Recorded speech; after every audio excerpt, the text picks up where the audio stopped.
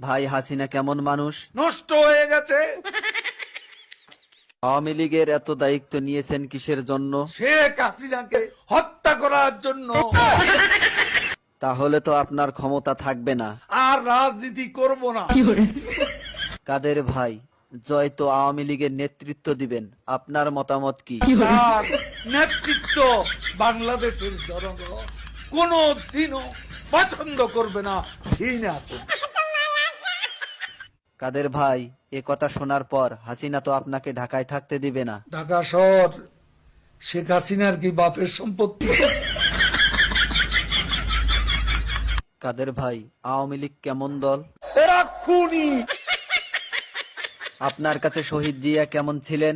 সে মহানায়ক, মহাবীর।